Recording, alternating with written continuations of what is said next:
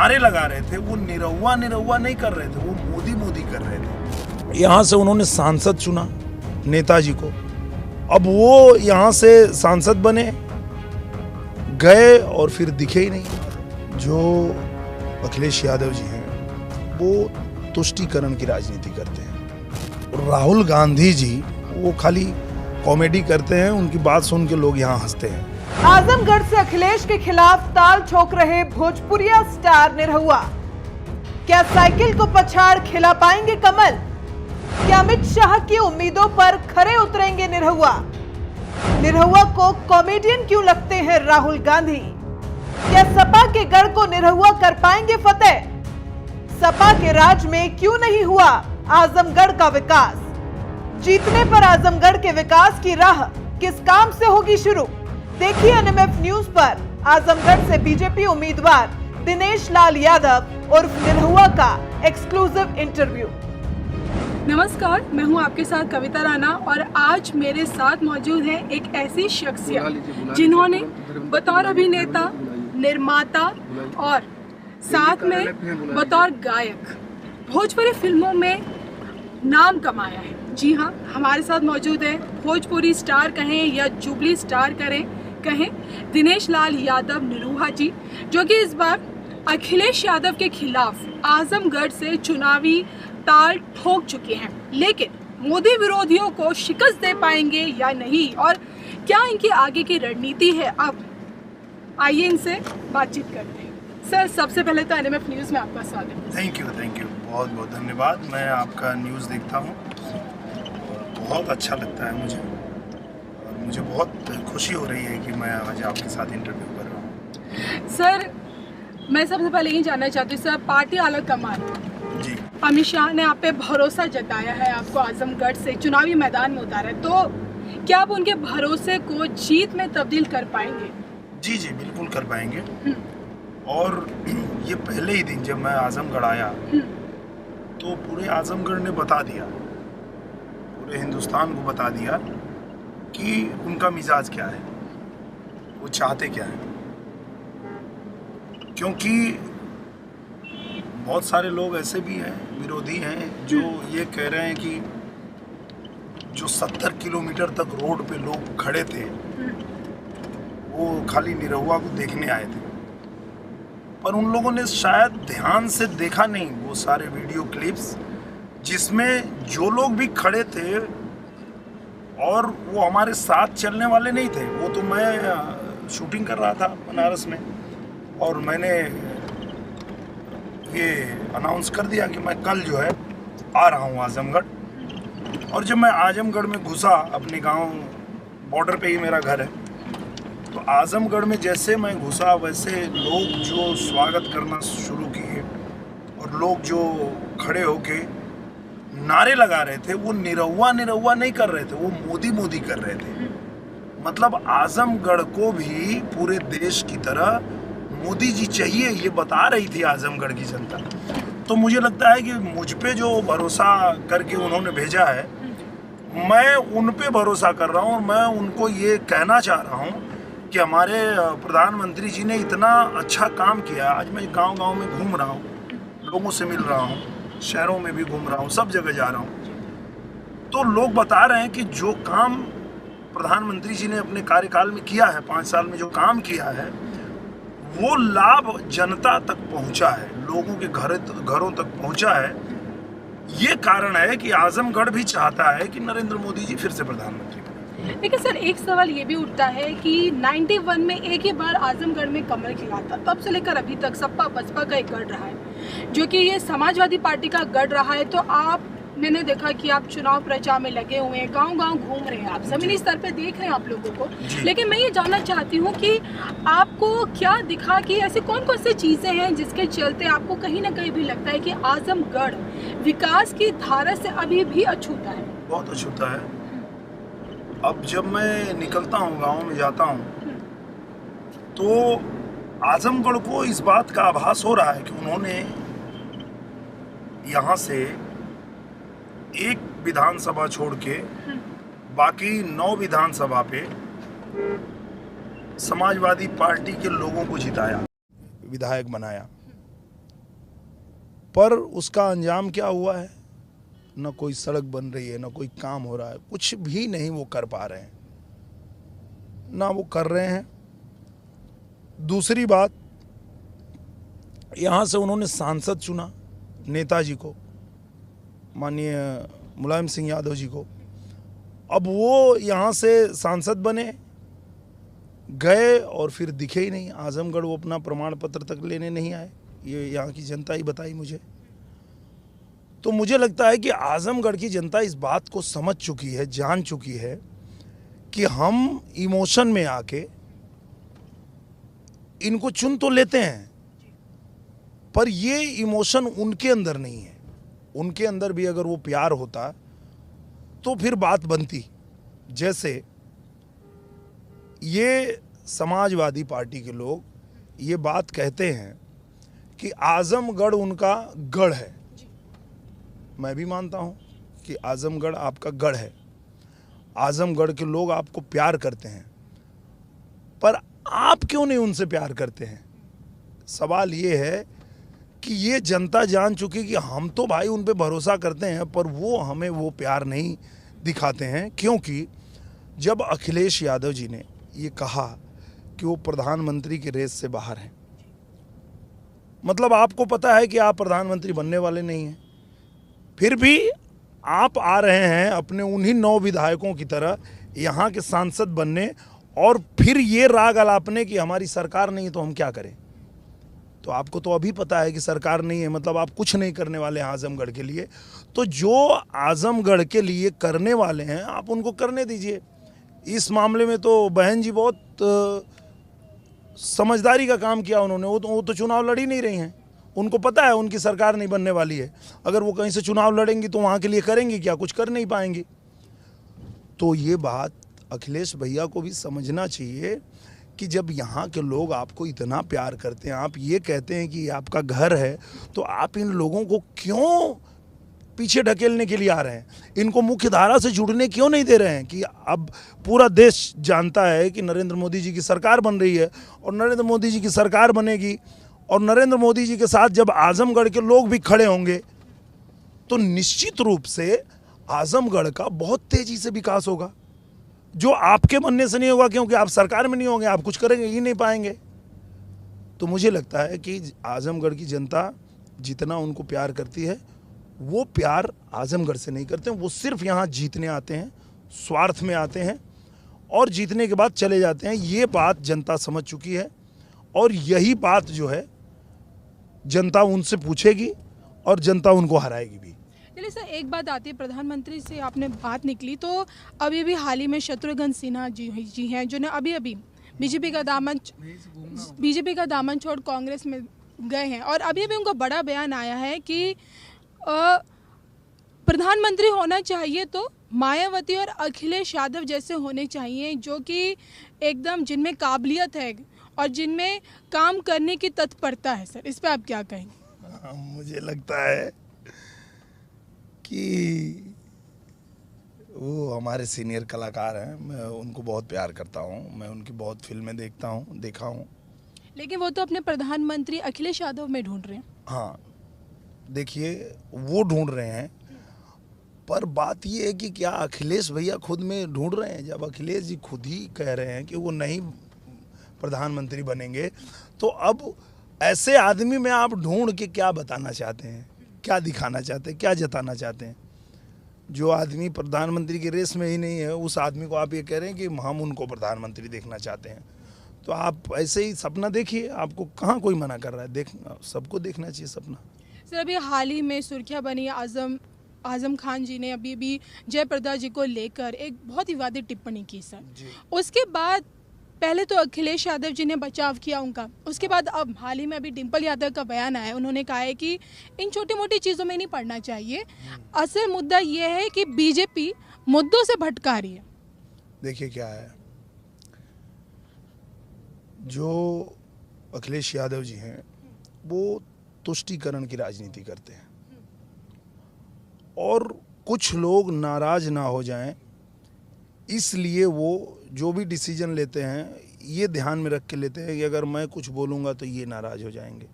मैं कुछ बोलूँगा तो वो नाराज़ हो जाएंगे। तो वो आज़म खान साहब जैसे लोगों को खुश रखने के लिए एक कलाकार पे भद्दी टिप्पणी होती है और चुप रहते हैं, ऊपर से उसकी सफाई भी देते हैं। इससे पता चलता है कि वो कितने लाचार हैं। किसी भी इंसान को इतना लाचार नहीं होना चाहिए। कुर्सी के लिए, पद के लिए, किसी भी चीज़ के लिए आप इतने लाचार मत बनो, इतने लाचार मत बनो कि आपके दल का कोई आदमी इस तरह की वाहियात हरकत कर रहा है और आप चुपचाप सुन रहे हैं। तो मुझे लगता है कि ये जो उनके पार्टी के लोग हैं, उन्होंने टिप्पणी करके अपने बारे में बताया कि उनकी सोच क्या है, वो कैसे नीयत के लोग हैं। वो बात तो करते हैं समाजवाद की, पर समाजवाद से उनका दूर दूर तक कुछ लेना देना नहीं है। ये वो खुद ही ऐसी बातें बोल के वो खुद ही साबित कर रहे हैं, हमको बताने की भी ज़रूरत नहीं है। तो मुझे लगता है कि ये बहुत दुर्भाग्यपूर्ण है कि इतने जिनको कहा जाता है, सभी लोग कहते हैं कि इतने अच्छे नेता हैं अखिलेश यादव जी, पर वो इन सब बहुत छोटी छोटी चीज़ों के चलते कि इनको खुश रखो, ये खुश रखें, ये खुश रहें, इन सब जोड़ तोड़ में वो सारे डिसीजन गलत ले रहे हैं। और उनके गलत डिसीजन के कारण ही नेताजी भी नाराज हैं उनसे। नेताजी खुद संसद भवन में ये बात कहते हैं कि हमारी सरकार तो बनेगी नहीं। तो हम चाहते हैं कि नरेंद्र मोदी जी ऐसे प्रधानमंत्री हैं जो सबको साथ लेके चलते हैं, तो यही फिर से प्रधानमंत्री बने। और उनकी बात को भी ये नहीं मानते हैं और उसके खिलाफ ये फैसला लेते हैं। तो मुझे लगता है कि वो जो भी डिसीजन ले रहे हैं वो ठीक नहीं है और उनके लिए ठीक नहीं है। बाकी अच्छा सर, देखिए पीएम मोदी जी की जो मुहिम थी मैं भी चौकीदार, उससे आप भी जुड़े, मैंने देखा, आपने भी कहा मैं भी चौकीदार हूँ।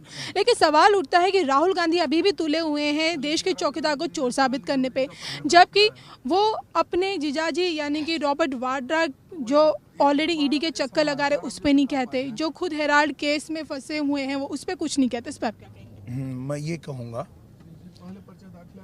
कि राहुल गांधी जी, पहले तो उनके बयान को कोई सीरियसली लेता नहीं है। मैं तो ये बोलता हूँ वो खाली कॉमेडी करते हैं, उनकी बात सुन के लोग यहाँ हंसते हैं। और जहाँ तक बात है चौकीदार की, तो मैं ये मानता हूँ कि हिंदुस्तान हमारा घर है और हिंदुस्तान में पैदा हुआ हर हिंदुस्तानी अपने देश का चौकीदार है। मैं भी चौकीदार हूँ, हर हिंदुस्तानी को चौकीदार होना चाहिए। और बात रही राहुल गांधी जी की, तो उनको कोई सीरियस नहीं लेता, उनकी बात को इसलिए नहीं लेता है कि वो सोचते हैं अंग्रेजी में, बोलते हैं हिंदी में। और कोई भी आदमी जब सोचेगा अंग्रेजी में और बोलेगा हिंदी में तो वो कॉमेडी बन जाएगा, और वो हर बार ऐसा ही होता है, बन जाता है। उनको तो पहले हिंदुस्तान में रह के हिंदी की अच्छे से शिक्षा लेनी चाहिए और हिंदुस्तान के कल्चर को अच्छे से समझना चाहिए, यहाँ के सभ्यता को समझना चाहिए। और फिर जब वो बोलेंगे तो लोगों को लगेगा कि हाँ, ये कोई हिंदुस्तान का आदमी बात कर रहा है, हिंदुस्तान के बारे में बात कर रहा है, यहाँ की समस्याओं के बारे में बात कर रहा है। वो जब तक अंग्रेजी में सोच के हिंदी में बोलते रहेंगे, सिर्फ और सिर्फ लोग हंसेंगे और कुछ नहीं। और सर अभी सोनिया गांधी ने कहा कि डोंट फॉरगेट 2004, हमने अटल जी को भी हराया था। सर आपको क्या लगता है, अटल जी की सरकार में और मोदी जी की सरकार में क्या फ़र्क है? बहुत फ़र्क है। अटल जी के समय में बहुमत में सरकार नहीं थी, और जब मोदी जी ने सरकार बनाई तो पूर्ण बहुमत में सरकार बनाई 2014 में। और कोई भी डिसीजन किसी दबाव में नहीं लिया उन्होंने, एकदम शेर की तरह दहाड़ के कि ये होना चाहिए तो ये होना चाहिए, ये होगा तो होगा। अब इसके पीछे कौन नाराज होता है, कौन गाली देता है, उससे नहीं फर्क पड़ता।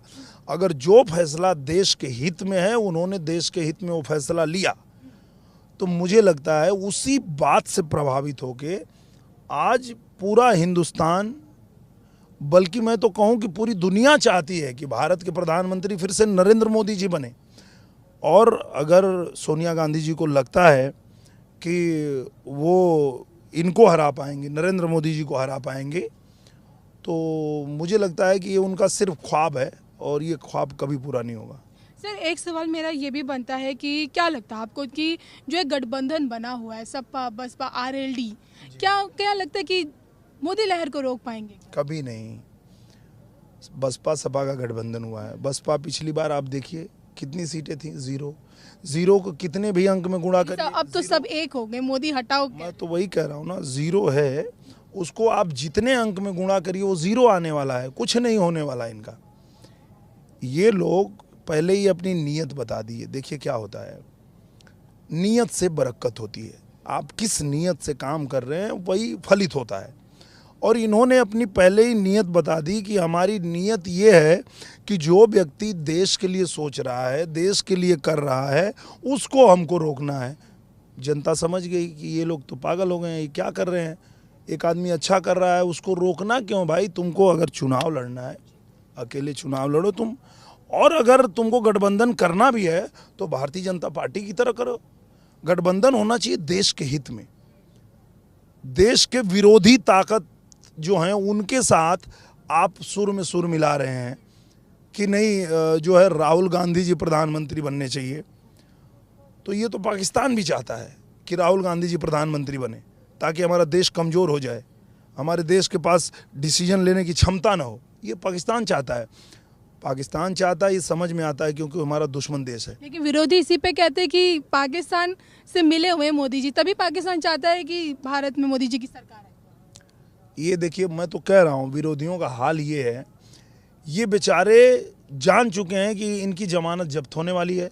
अब ये कुछ भी उल जलूल बयान देंगे, ये कुछ भी बोलेंगे, मुझे नचनिया बोलेंगे, कुछ जयाप्रदा जी को बोलेंगे, मोदी जी को बोलेंगे, और रवि किशन जी को बोलेंगे, मनोज तिवारी जी को बोलेंगे, कभी स्मृति ईरानी जी को बोलेंगे। ये कुछ भी अब अकबक करेंगे क्योंकि ये लोग पगला चुके हैं। अब इनको समझ में आ गया है कि हमारा जो माया जाल था ख़त्म। जिस जाति के नाम पे ये लोग यहाँ अपनी राजनीति कर रहे थे, उस जाति को, उस जाति के जातिगत राजनीति के जहर को मैं यहाँ से उखाड़ के फेंकने वाला हूँ। ऐसा उखाड़ के फेंकूंगा कि ये जो आज तक इनकी जो ये चलती रही है जाति के नाम पे, और उनको भी पता है कि अब ख़त्म हो जाएगा, ये छोड़ने वाला नहीं है, तो इसलिए वो बौखलाए हुए हैं, ये उलझुल बयान दे रहे हैं लोग। सर, मैंने आपकी प्रेस कॉन्फ्रेंस पूरी सुनी और मैंने आपकी एक बात मैंने जो सुनी वही सुनी कि मरते दम तक मेरे अंदर देशभक्ति रहेगी, राष्ट्रवाद अंदर रहेगा। लेकिन सर, जो अभी कांग्रेस का घोषणा पत्र आया खासकर राष्ट्रवाद को लेकर कि जो जम्मू कश्मीर में जो धारा लगी 307 उसको छेड़ेंगे नहीं, जो राष्ट्रद्रोह का कानून है उसे हटाई देंगे सरकार में आती, अस्पा का रिव्यू करेंगे। सर, इस पे आप क्या कहेंगे? आप उनके घोषणा पत्र को, कांग्रेस के घोषणा पत्र को आप किस तरह से देखते हैं? मैं ये देखता हूँ कि भाई साहब, आप कभी सरकार में आएंगे नहीं, आपके घोषणा पत्र की ज़रूरत ही नहीं है। आपकी सोच जो है पूरा देश समझ रही है कि आप क्या सोचते हैं और किस तरह सोचते हैं। इस देश का हित क्या है, अहित क्या है, ये देश के लोग अच्छे से जानते हैं। तो आप जो मन करे वो घोषणा पत्र बनाते रहिए। आप कभी सरकार में आने वाले नहीं हैं। वो घोषणा पत्र बनाइए, घर में बैठ के खुद ही पढ़िए, जनता उस पर भरोसा करने वाली नहीं है। अगर मान लीजिए अगर से आजमगढ़ की जनता आपको तहदिल से जिताती है, और हमारी भी उम्मीद है पूरी जिस तरह से आप मेहनत कर रहे हैं, तो ऐसे में एक सवाल ये बनता है कि आपने ज़मीनी स्तर पर देखा है, तो पहला काम क्या करना चाहिए? पहला काम तो मैं वो करना चाहूँगा जो करने के लिए मुझे मुख्यमंत्री जी ने भेजा है। सबसे पहले आजमगढ़ के लोगों को आज तक धोखे में रखकर और उनको इमोशनली ब्लैकमेल करके जाति के नाम पे अखिलेश यादव जी उनको भरमा करके अपने पीछे पीछे घुमाते रहे। वो चाहते हैं कि वो पढ़े लिखे नहीं। अभी कल ही वो आए यहाँ पर्चा दाखिला के लिए, और उन्होंने कहा, उनकी बात सुन के मैं दंग रह गया कि ये किस तरह की राजनीति कर रहे हैं आप। उन्होंने कहा कि परीक्षा की ज़रूरत क्या है, बच्चे दौड़ निकाल लें, बस उनको भर्ती कर दिया जाए, उनको परीक्षा देने की ज़रूरत नहीं है। तो ये सोच उनकी बताती है कि वो किस तरह की राजनीति कर रहे हैं। वो चाहते हैं कि यहाँ के बच्चे जो हैं वो पढ़े ना, अनपढ़ रहें। अगर कोई बच्चा स्कूल नहीं गया, उसका बाप पूछेगा बेटा स्कूल क्यों नहीं गए, तो बच्चा कहेगा ना कि क्यों स्कूल जाऊं, परीक्षा तो होनी नहीं है, मैं तो खाली दौड़ूंगा और मैं नौकरी पा जाऊंगा। तो वो चाहते हैं कि यहाँ के लोग अनपढ़ रहें और वो उनको गुलाम बना करके अपने पीछे पीछे घुमाते रहें और लोग उनके नाम की माला जपते रहें। अगर लोग पढ़ लिख लिए तो उनका विरोध करेंगे, क्योंकि वो गलत राह पे चल रहे हैं, वो गलत राजनीति कर रहे हैं। ये लोगों को पढ़ेंगे लिखेंगे समझ आ जाएगा, तो इसलिए वो नहीं चाहते हैं। पर हमारे मुख्यमंत्री जी योगी आदित्यनाथ जी सबसे पहले चाहते हैं कि आजमगढ़ में विश्वविद्यालय बने, और जैसे ही ये चुनाव खत्म होगा पहला काम तो यही करने वाले हम लोग कि पहले हम विश्वविद्यालय का निर्माण यहाँ शुरू करेंगे। उसके बाद बहुत सारी चीज़ें हैं, एक एक करके करेंगे, बहुत सारा काम है। चलिए सर, एनएमएफ न्यूज़ से हमसे जुड़ने के लिए आपका बहुत बहुत शुक्रिया। सर अगर आप हमारे लिए कुछ बोल दें सर एनएमएफ के लिए। जी, एनएमएफ मैं देखता हूँ और मुझे बहुत अच्छा लगता है। मैं जब से अभी चुनाव में आया हूँ तो मुझे लगता है कि लगभग मैं रोज़ ही देख लेता हूँ एनएमएफ का न्यूज़। और मैं दिनेश लाल यादव निरहुआ अपनी पूरी शुभकामना देता हूँ और आप सभी को ये कहता हूँ कि आप भी देखें एनएमएफ, और आपको जो भी खबरें हैं चुनाव से जुड़ी, देश से जुड़ी, वो आपको मिलेंगी। आप इनके चैनल को सब्सक्राइब कर लीजिए, बेल आइकन को भी दबा दीजिए, जो भी खबर आए वो तुरंत आप तक पहुँच जाए।